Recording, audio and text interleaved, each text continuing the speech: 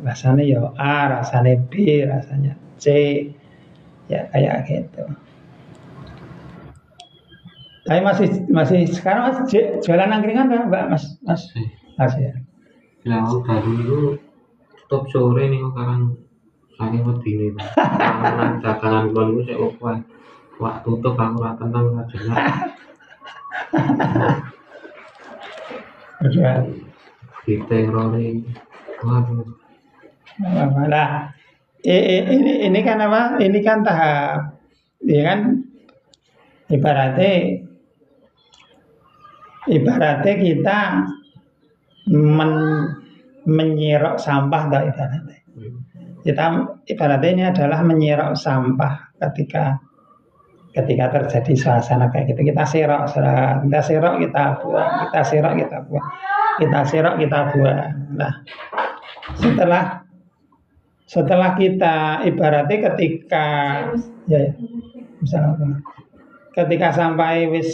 ketika sampahnya, perasaannya, rasa takutnya, rasa cemasnya, rasa khawatirnya sudah kita serok, berarti sudah kita kuras lah,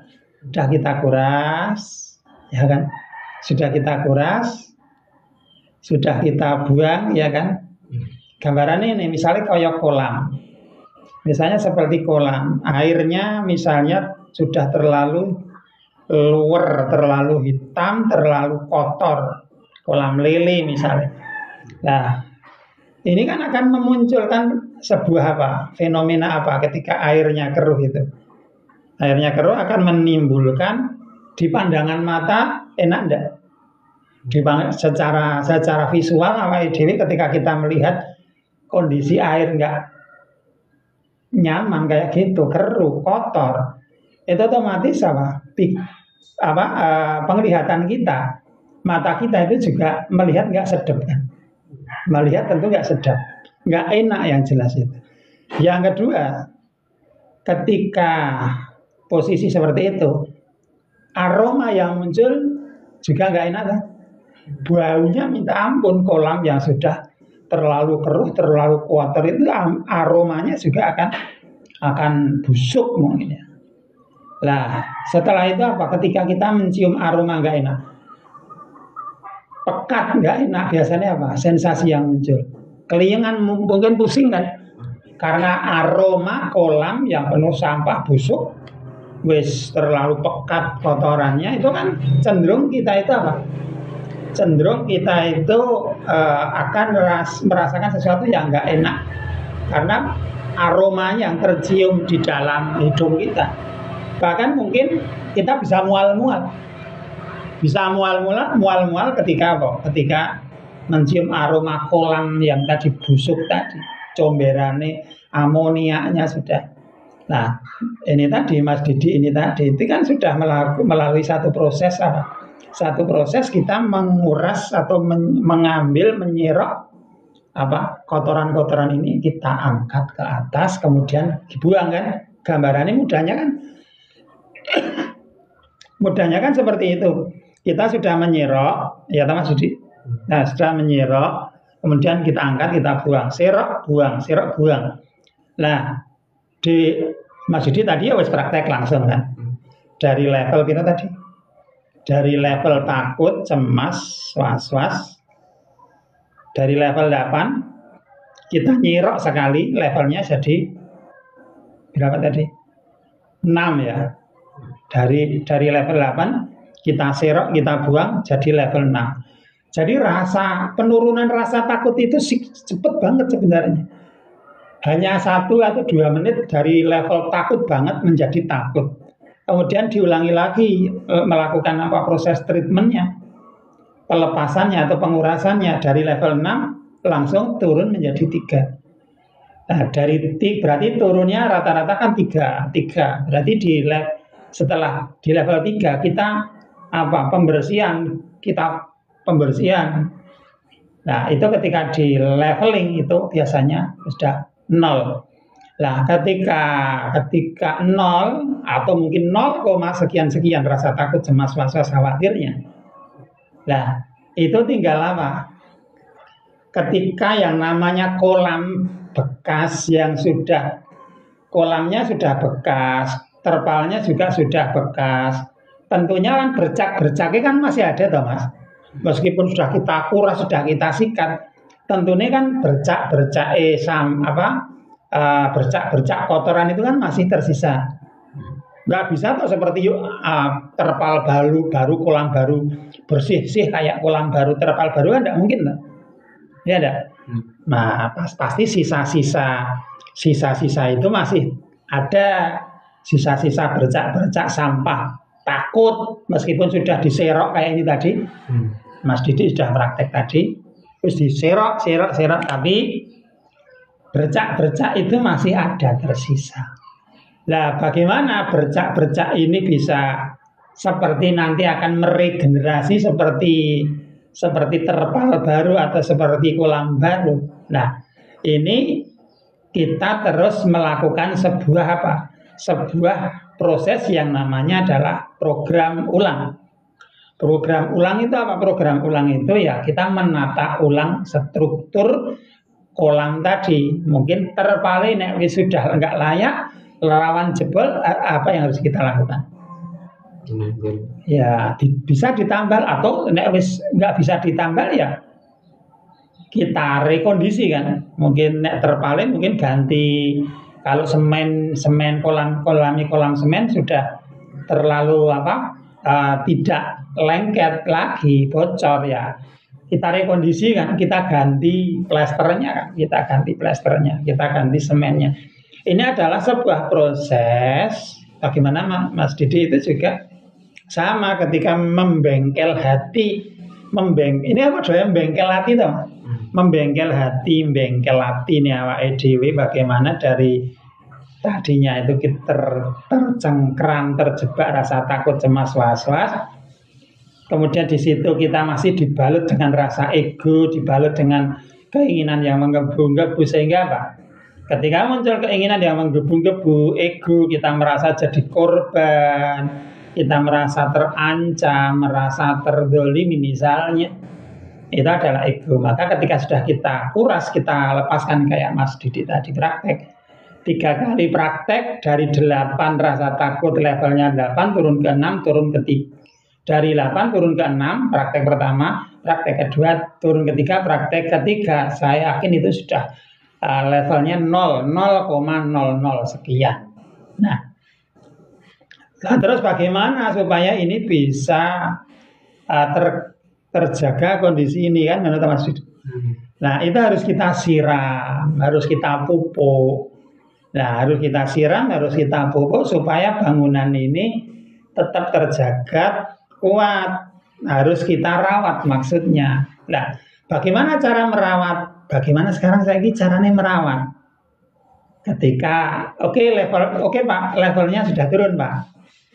Tapi bagaimana merubah situasi dan kondisi supaya rasa takut, rasa cemas, rasa khawatir, was-was itu berubah atau tertransformasi menjadi sebuah bentukan yang berbeda, sehingga nanti tidak akan lagi muncul yang namanya takut, khawatir, was-was. Ketika muncul rasa takut, khawatir, was-was, ya sebatas kenormalan. Berarti apa? Di sini adalah kita melakukan sebuah pembingkaian ulang, bingkai ulang, bungkus ulang. Lah bungkus ulang, bingkai ulang inilah yang dinamakan apa? Bingkai ulang, bungkus ulang ini ya yang dinamakan reframing atau bingkai ulang, bungkus ulang.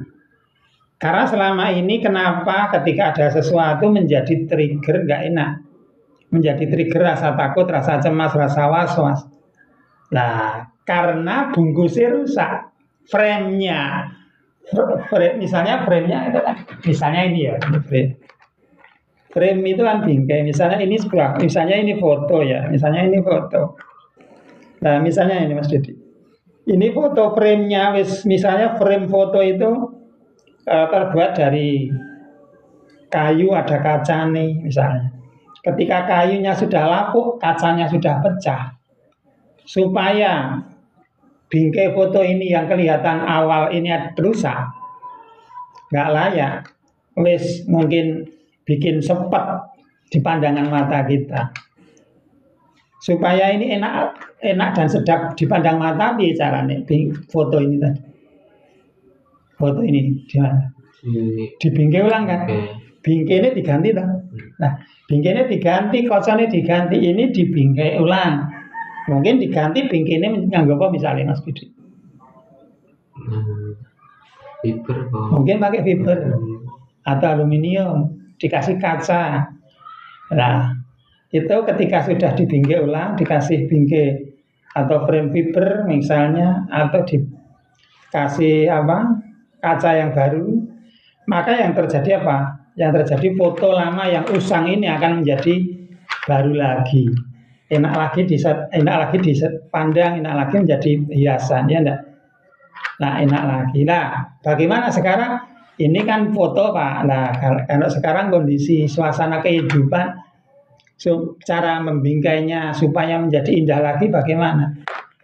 Reframing, cara mereframing situasi dan kondisi kehidupan yang saat ini mungkin carut marut menjadi enak, bahagia, itu bagaimana bingkai ulangnya, ngeframe ulangnya bagaimana, kan gitu.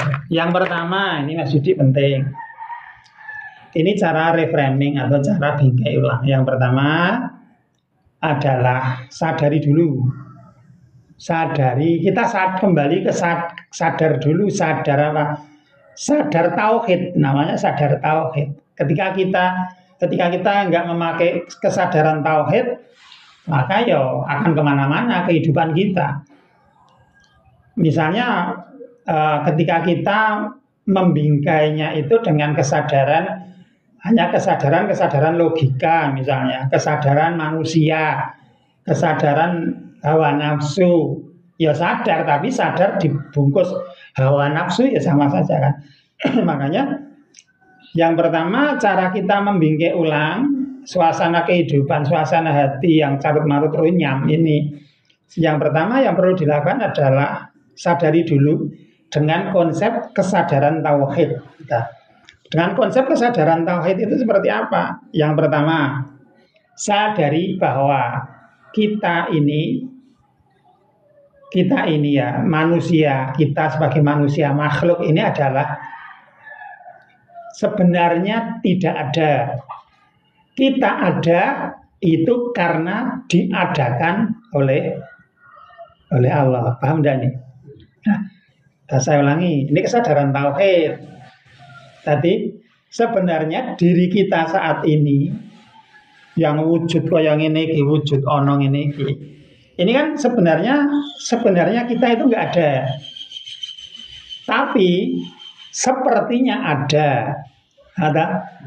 Sebenarnya enggak ada, tapi sepertinya ada. Nah, kok bisa seperti ada? Karena dibuat ada. Siapa yang membuat ada? Yang membuat ada adalah yang maha ada, yang maha maujud, yaitu Allah.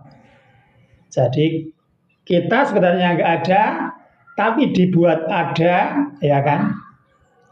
Dibuat ada, menjadi ada. Siapa yang membuat? Zat yang maha ada, yaitu adalah Allah.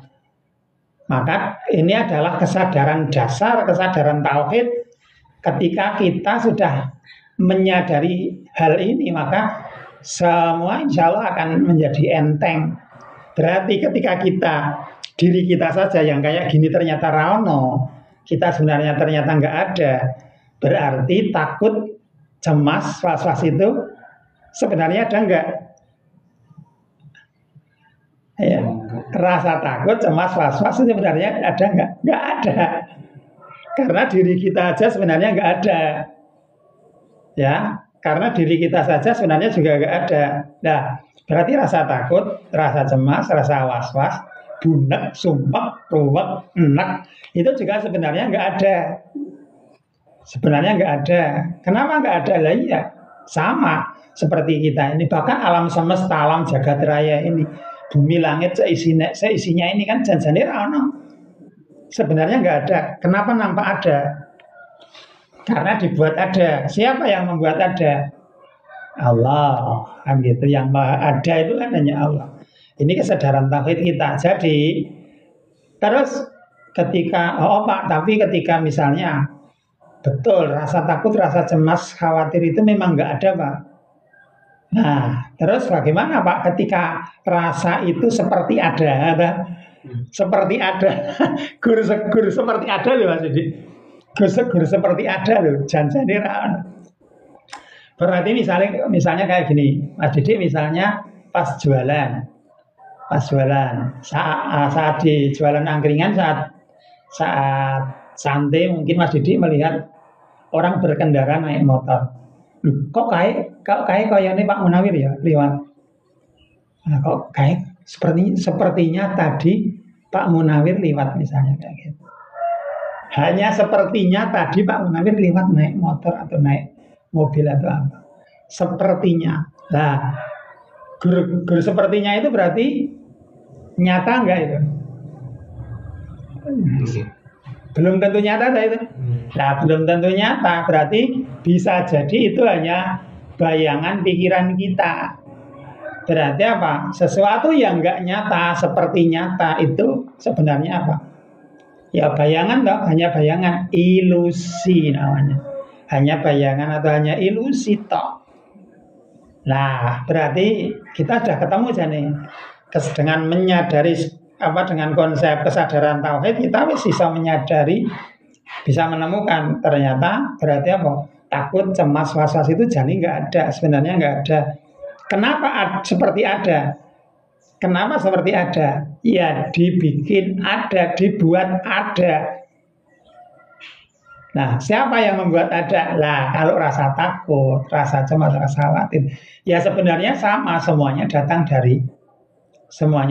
dari Allah. Maka ketika kita sudah menyadari bahwa ini semuanya adalah datangnya dari Allah. Nah, berarti kita terima dulu atau kita langsung tolak mentah-mentah dulu? Gak mau, saya gak mau pokoknya takut. Berarti diterima apa ditolak? Terima dulu. Yang penting pokoknya ditompo sih, terima kasih. Saya terima ya Allah. Nah, habis diterima, ya apa? Kita pasrahkan kepada Allah lagi karena kita merasa nggak mampu kan? Kita merasa nggak mampu karena kita sadar bahwa diri kita di hadapan Allah itu apa? Kita di hadapan Allah itu berkuasa atau lemah? Di hadapan Allah kita berkuasa, kuat apa lemah? Ya. Di hadapan Allah kita itu lemah, nggak punya daya. La haula wala quwata illa billah. Tidak ada daya dan upaya illa billah kecuali dari Allah. Tidak ada kekuatan, tidak ada apapun itu hanya dari Allah. La ilaha illa anta, nadwani Nabi Yunus. La ilaha illa anta subhanaka inni kuntu minadz zalimin. La ilaha illa anta, tidak ada Tuhan selain Engkau ya Allah. Subhanaka, maha suci Engkau ya Allah.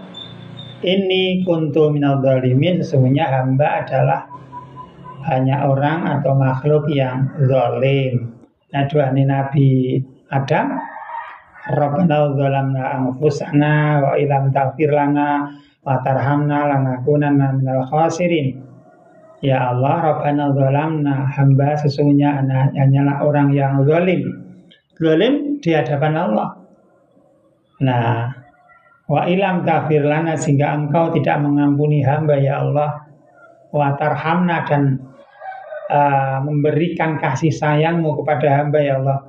Lanakunanna minal khasirin, sesungguhnya saya adalah hamba yang merugi lah. Rugi geden manakala kita sudah tidak diberi rahmat atau kasih sayangnya Allah. Nah, jadi kesimpulannya yang pertama ini adalah kita menyadari dulu. Yang kedua, kita terima apapun yang diberikan oleh Allah. Kita terima dulu. Setelah kita terima, kita pasrahkan kembali solusinya kepada Allah. Kita serahkan semuanya kepada Allah. Ya Allah, saya serahkan semuanya solusinya, ketenangan saya, kebahagiaan saya, kedamaian saya kepadamu ya Allah. Nah, wis dipasrah nih Gusti Allah, wis pasrah gelondong sama Allah. Ya apa? Syukuri. Meskipun rasanya nggak enak, syukuri. Kita melatih mulut kita, lisan kita itu untuk berucap terima kasih ya Allah. Terima kasih ya Allah. Kita mensyukuri ada rasa ini. Masih beruntung kita masih bisa merasakan rasa ini. Berarti ciure menurut. Berarti masih hidup. Syukuri. Yang terakhir adalah kita lepas. Kita terlepas ya berarti kayak gini. Tadi kita sudah mengakadkan diri kita sama si rasa itu, sudah memasrahkan sama Allah, sudah menerima apa pemberian Allah itu, kita sudah mensyukuri. Sekarang apa? Ya kita lepaskan dari kemelekatan kita. Selama ini kan kita melekat, mencengkram, memegang kuat dengan rasa takut itu kita pegangi lah, karena katanya takut, katanya was-was, katanya khawatir. Lah kan harusnya rasa takut, rasa itu kan harusnya kita lepas. Harusnya kan kita lepas. Kalau lepas ya totalitas baik. Sama Allah totalitas ya udah lepas total. Ketika kita sudah totalitas, kita melepas kayak gini, lepas namanya kita totalitas melepas itu. Ora kok masrah karo Gusti Allah tapi kita pegangi ekore. Makanya nek cara wong Jawa piye kae, diculke sirahe dicekeli buntute ngono kae. Maka kita nggak usah tanggung-tanggung, totalitas dalam kita melepas. Kita lepaskan saat ini juga dengan izin dan ridho Allah. Ya Allah, saya lepas. Total lepaskan. Pas. Nah, habis lepas pas, ya sudah tinggal secara simbolik untuk apa? Untuk melatih batin bawah sadar atau otak bawah sadar, kita membayangkan rasa-rasa itu lepas. Digambarke nganggo kaya asap, kaya awan hitam keluar. Apakah itu hanya simbolisasi? Hanya simbolisasi supaya apa? Supaya critical area atau sapam pikiran itu melihat bahwa oh wis lepas, oh wis sudah keluar, oh sudah pergi. Itu kaitannya dengan dengan sistem tubuh. Karena sistem tubuh kita itu kan sistem pikiran itu, peta pikiran, struktur pikiran itu kan ada conscious mind, ada critical area, ada subconscious mind. Conscious mind ki pikiran sadar, critical area itu satpam pikiran, subconscious mind kuwi bawah sadar. Nah, supaya satpam pikiran weruh, supaya bagian dari diri kita melihat bahwa secara simbolik sudah keluar. Nah, kita membayangkan dengan apa? Seperti ada awan hitam sudah keluar, sudah bersih. Apakah harus seperti itu? Tidak. Apakah harus seperti itu? Tidak. Tapi itu adalah simbolisasi. Misalnya kayak ketika ada acara-acara dies natalis atau apa, secara simbolik itu kan menyerahkan sesuatu misalnya kan, atau melepaskan burung dara. Nah itu kan sebuah simbolisasi apa kita sudah melepas. Atau nek cara tradisi ulang tahun ana sing nyulut lilin kan. Nah misalnya kayak gini, ini bukan tradisi muslim tapi bisa kita ambil maknanya dan hikmahnya. Kita bisa bingkai menjadi sebuah simbolik yang luar biasa. Misalnya tiup lilinnya misalnya kayak gitu. Ngapa kok ulang tahun kan harusnya mabruk alfa mabruk alaika mabruk. Ngapa kok tiup lilinnya?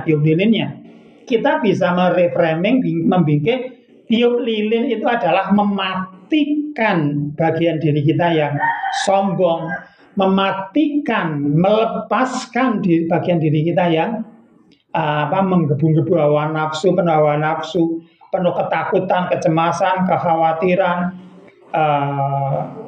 kemudian putus asa, kesedihan. Itu dimatikan, maksudnya dilepaskan dari diri kita.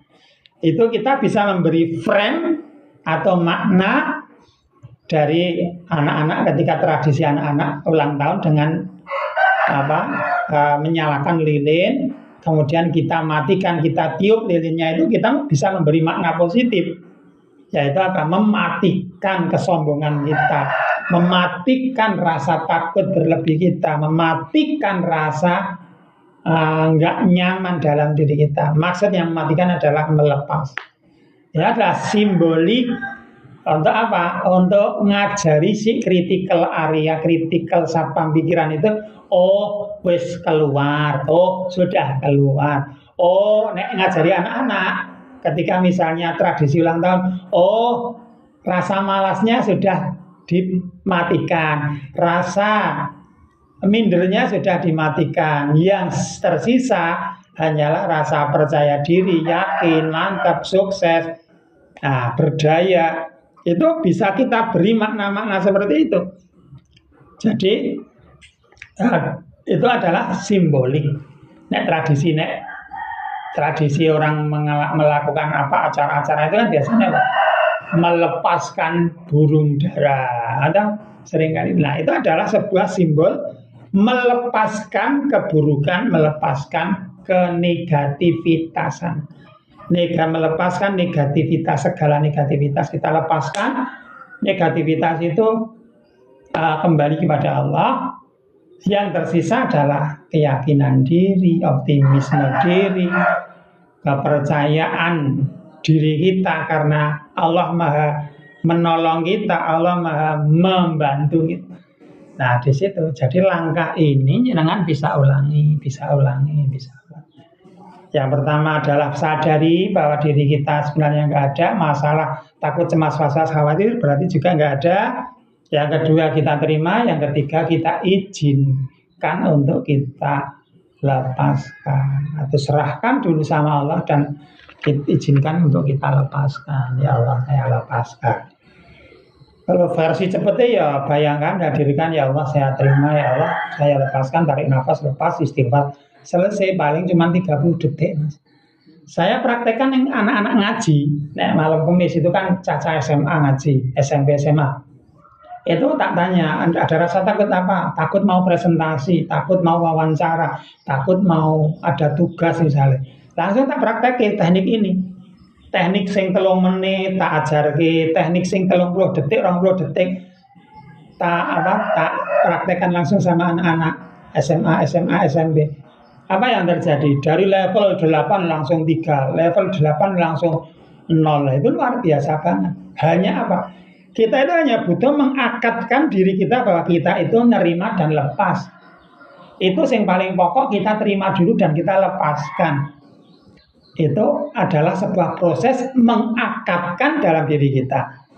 Jadi ada proses akad, terima dulu dan lepas. Jadi ketika ini ditradisikan, dibiasakan, maka akan tenang. Jadi ibarat analogi kolam tadi, kotor, ya toh? Kita serok, kita buang, kita serok, kita buang, kita serok, kita buang. Kita serok, kita buang, kita serok, kita buang. Lah nek wis serok, dibuang, serok, dibuang. Kemudian apa? Dibingkai ulang, di framing ulang. Nah, di framing ulang, dikasih pemaknaan baru. Bingkai ulang itu adalah, atau reframing itu adalah beri makna baru setiap kejadian yang kita jumpai dengan minimal 1 makna positif, minimal 1 makna syukur. Makna positif itu makna syukur. Contoh misalnya, Mas Didi ada rasa ini atau kejadian ini. Nah, tadi sudah kita serok, sudah kita lepas, sudah kita kuras. Nah, terus bagaimana cara merawatnya kita, memupuknya, kemudian supaya ini menjadi sebuah bangunan yang kokoh, ya kita frame ulang, kita bingkai ulang, dibungkus ulang, kasih frame baru. Nah, sudut pandang baru atau apa? Atau makna baru. Coba sekarang Mas Didi kasih satu makna baru terhadap kejadian yang Mas Didik temui ini. Satu makna positif baru yang bisa jenengan kasihkan di sini apa untuk kejadian ini. Coba minimal satu makna positif atau makna syukur yang bisa jenengan berikan di kejadian yang ini. Coba satu saja. Apa? Ketika ini jenengan bisa nanti tinggal diduplikasikan ke hal-hal yang lain. Ya maksudnya ya. Saya serahkan semuanya kepada Allah. Nah, berarti kan ada makna baru kan, positif lah.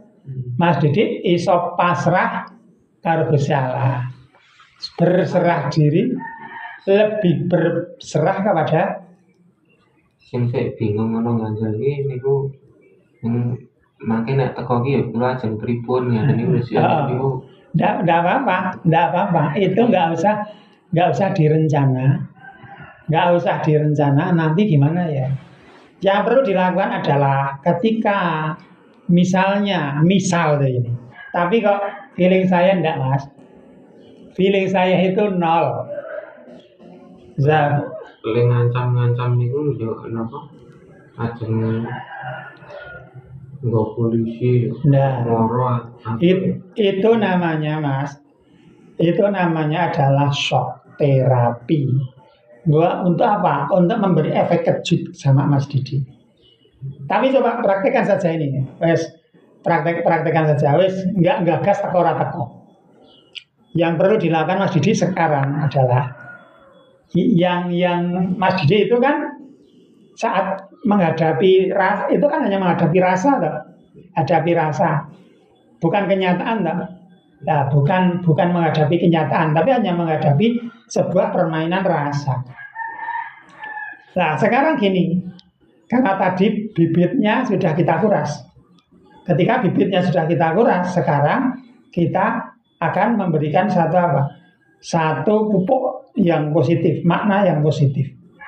Nah, makna yang positif kita akan mensupport dengan sebuah frame yang lebih kuat.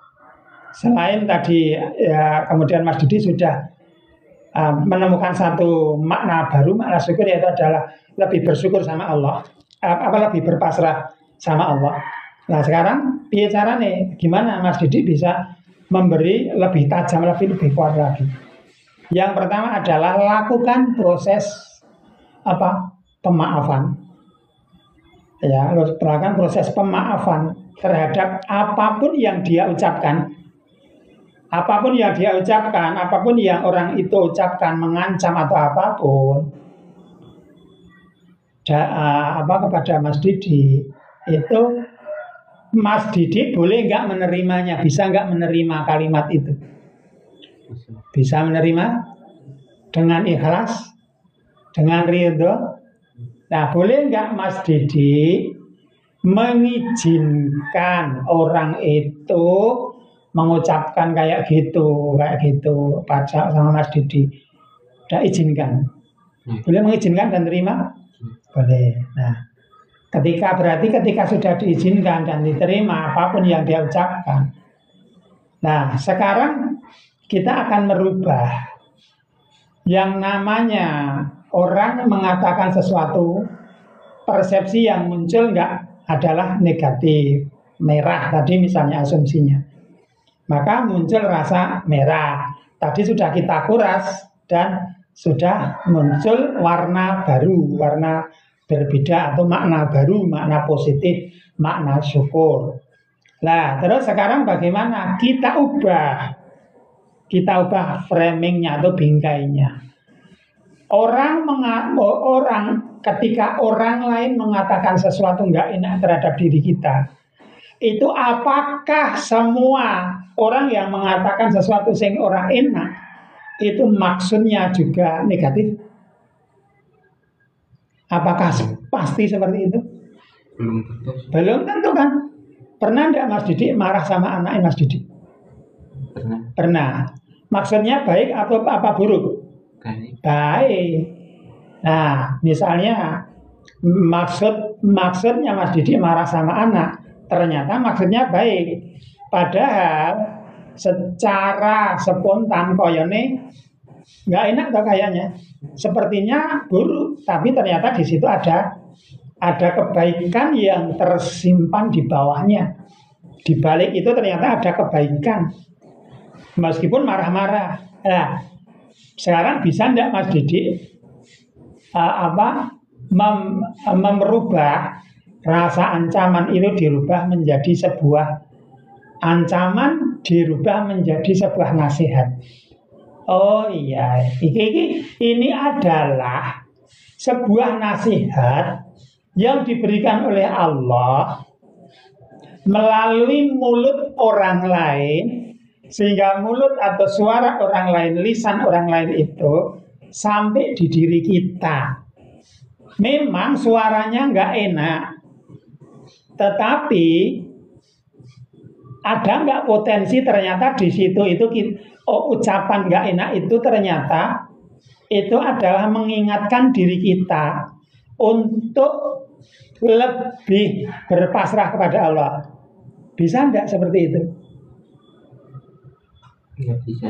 Ucapan orang itu mengucapkan itu izinnya yang mengizinkan Allah enggak? Iya.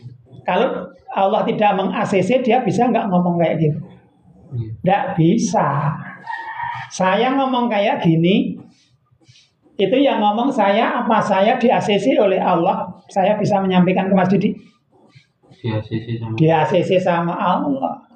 Berarti apa yang saya sampaikan ini sebenarnya pesan moral dari Allah yang yang disalurkan lewat saya. Karena ini ada hukum sunatullah jenengi. Hukum sunatullah itu adalah Allah memberikan satu hukum ketetapan di dunia ini sebagaimana sunatullah Gusti Allah, atau bahasa mudahnya hukum alam. Hukum alam ki nek Gusti Allah menasihati ora Gusti Allah ndawuhke langsung ngendika nemoni Mas Didi, tapi lewat perantara manusia, mungkin hewan, mungkin binatang, mungkin ketemu dengan sesuatu yang koyo-koyo rasanya mungkin gak enak, tapi sesungguhnya itu adalah pesan spesial dari Allah. Atau bisa dikatakan ini adalah pesan atau surat cintanya Allah. Surat cintanya Allah itu kadang lengenehke mengirimnya, memberikannya itu kadang kan beraneka ragam cara. Nah, caranya ada yang Mas Didi ditemukan dengan orang yang nggak enak kayak gitu. Kemudian membuat Mas Didi tergerak datang ke sini, ya kan? Kemudian membuat Mas Didi, saya ajak, mari kita menyadari ternyata semuanya itu dari Allah. Mas Didi terus ingat Allah kan? Nah, bisa enggak ini dimaknai ucapan orang itu adalah surat cintanya Allah? Bisa enggak? Bisa. Karena apa? Kenapa Allah mengirim surat cinta sama Mas Didi? Ini wujud cintanya, kasih sayangnya Allah apa wujud bencinya Allah? Kasih sayang. Wujud kasih sayangnya Allah. Dan ternyata apa? Ajaibnya barokah, berkah dari Mas Didi ketemu dengan orang itu dicaci maki, Mas Didi merasa makdek. Kemudian Mas Didi ingat sama saya, kemudian silaturahmi ke sini, kita ngobrol, sharing, kita sama-sama ngobrolkan, memperbincangkan ilmu Gusti Allah, kebesarannya Allah, ya enggak? Nah, berarti apa? Allah itu rindu sama Mas Didi. Untuk apa? Untuk Mas Didi mengingat sama Allah. Mungkin selama ini Mas Didi setiap jualan angkringan laku 1 gelas kopi, laku 1 gelas es jeruk. Bisa enggak Mas Didi bisa kemarin mensyukurin enggak laku 1 gelas? Alhamdulillah, terima kasih, nikmat darimu ya Allah. Belum kan? Ya. rasanya sudah sih.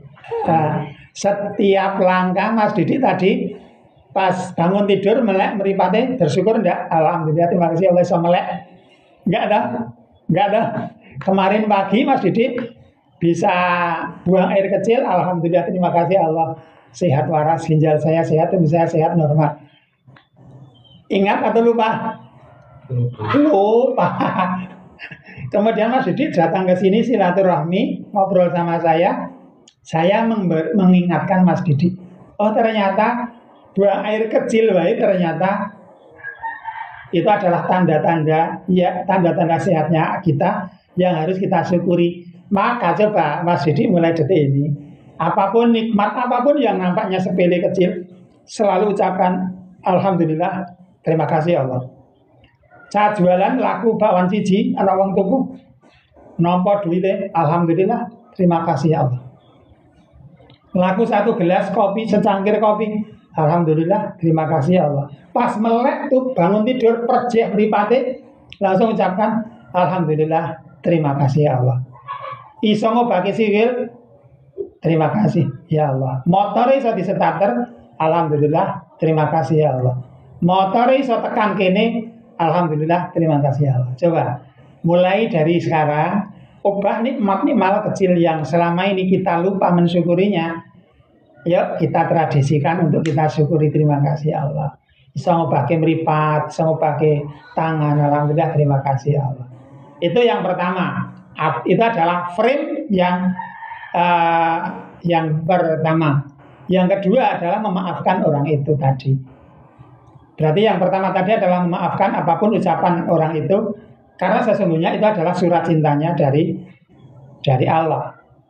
Nah, mosok Gusti Allah wae Maha mengampuni kok awake dhewe kemlete timen sombong timen, awake dhewe iki ndek apa ora gelem ngapura orang lain. Nah, ya ndak. Berarti kita memaafkan orang lain itu apa?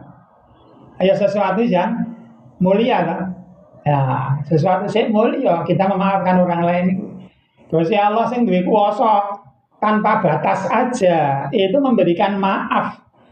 Seberapapun dosa yang dilakukan oleh hamba itu Gusti Allah mengampuni dan memaafkan hambanya ketika mau bertobat kok. Apalagi awake dhewe sing ra kuwasa apa-apa.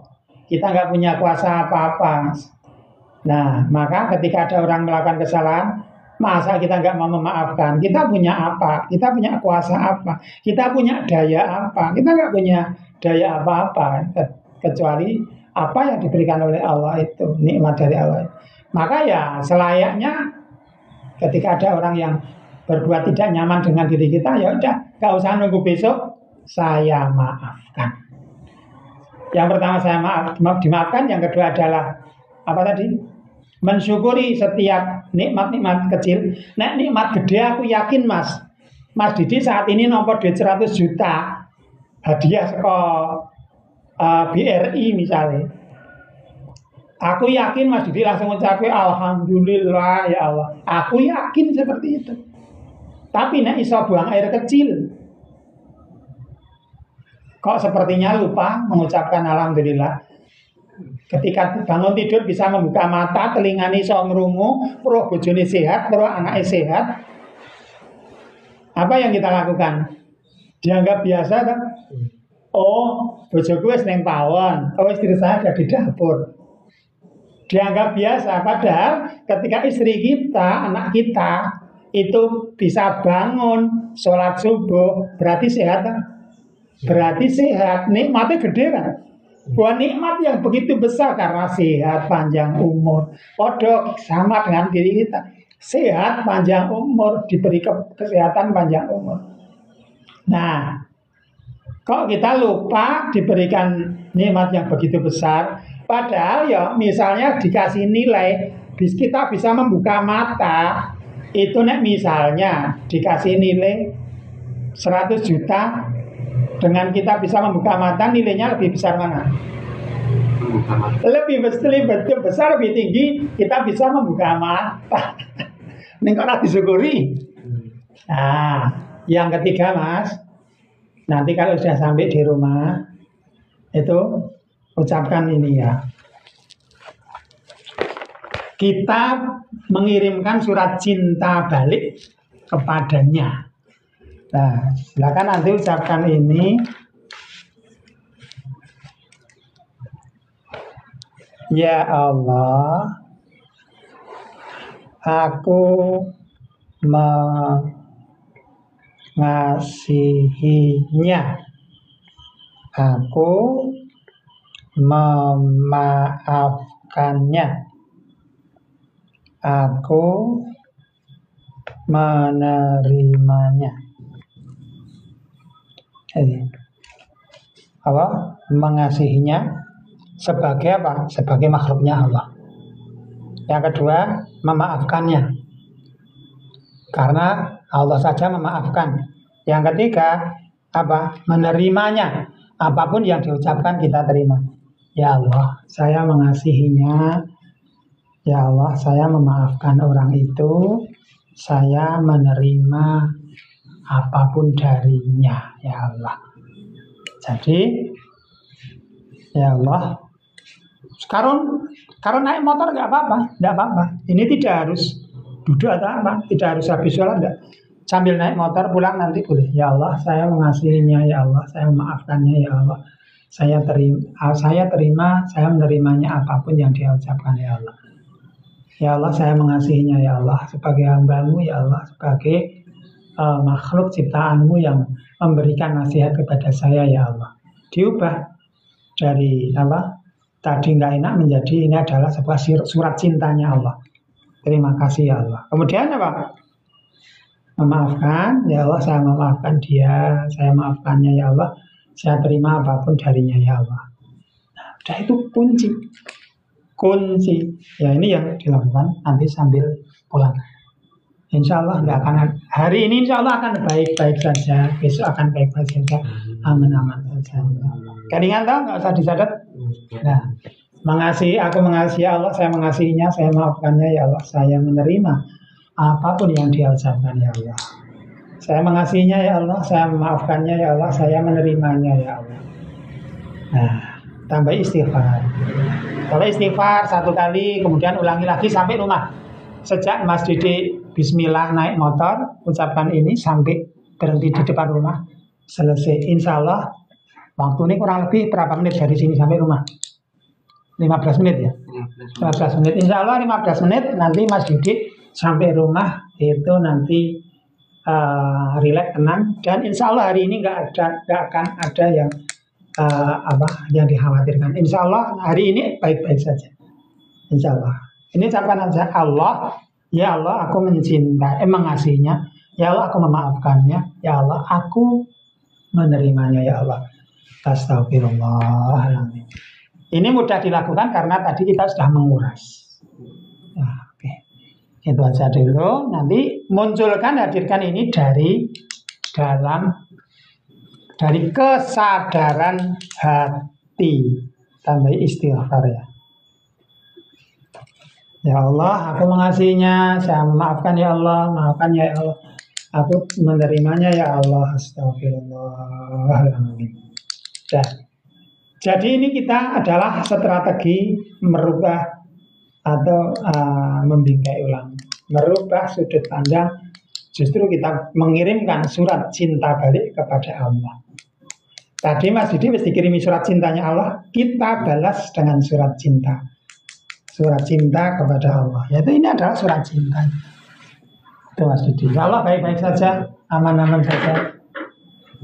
Jadi kepikiran terus lagu sebenarnya kita ini nangis lah.